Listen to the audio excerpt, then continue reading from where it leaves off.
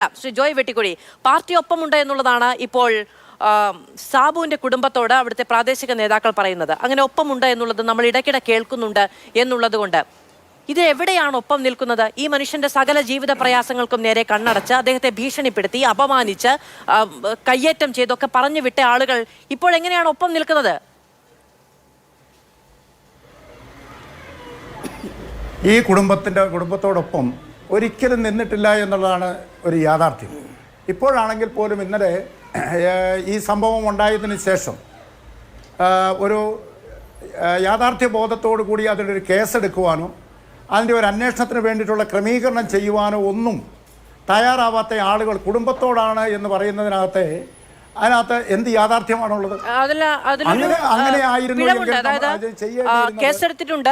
അവിടെ രണ്ട് സിഐമാരുടെ കട്ടപ്പനയിലെയും തങ്കമണിയിലെയും സിഐമാരുടെ നേതൃത്വത്തിൽ 9 അംഗ അന്വേഷണ സംഘത്തെ നിയോഗിച്ചിട്ടുണ്ട്. ഇതൊക്കെ നടക്കുന്നുണ്ട്.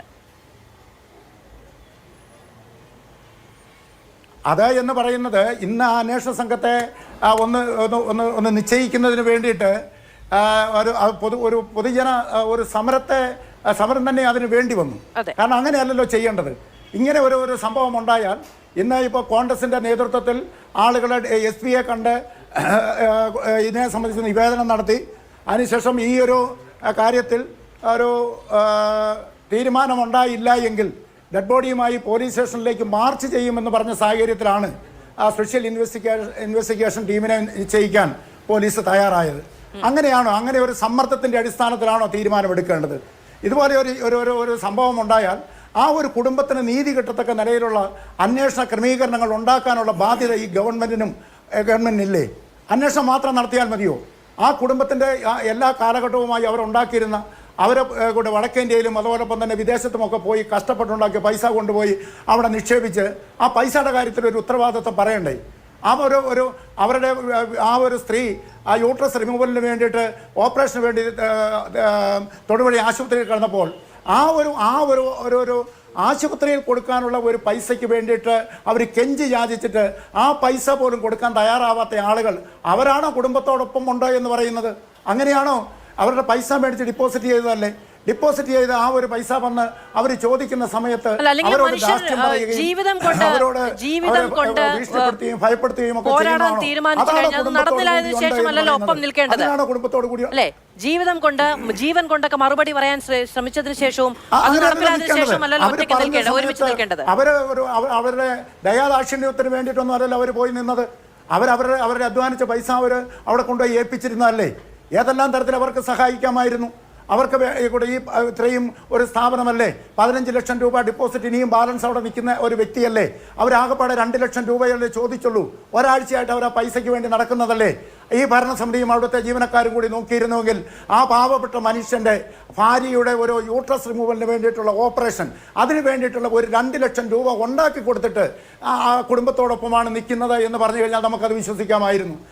അത് കിട്ടാതെ വന്നതിൻ്റെ ഒരാഘാതം, ആ ആഘാതം അദ്ദേഹത്തിന് പത്രഞ്ഞിട്ടുണ്ട്. അദ്ദേഹത്തിൻ്റെ ആത്മഹത്യാ കുറിപ്പുണ്ട്. അദ്ദേഹം അവിടെ തന്നെ പോയി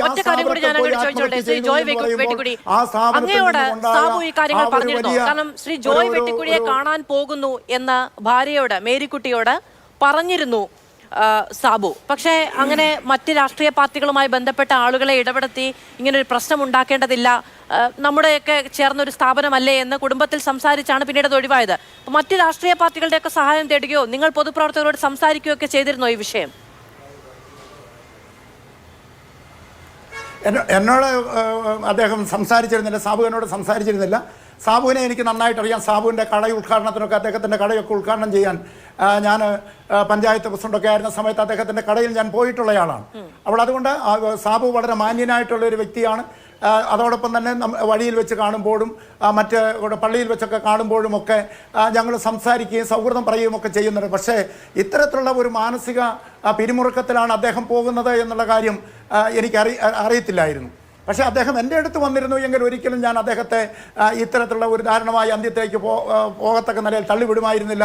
അദ്ദേഹത്തെ ഏതെങ്കിലും ആശ്വാസവാക്കുകൾ പറഞ്ഞ് ഞാൻ അദ്ദേഹത്തെ അതിൽ നിന്ന് പിന്മാറ്റുമായിരുന്നു എന്നുള്ള കാര്യത്തിൽ ഒരു സംശയവുമില്ല.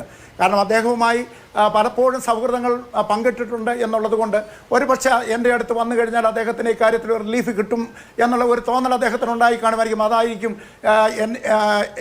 എൻ്റെ അടുത്ത് ഈ കാര്യങ്ങൾ ഒന്ന് പങ്കുവയ്ക്കാനുള്ള ആഗ്രഹം അദ്ദേഹം പ്രകടിപ്പിച്ചത്. ശരി.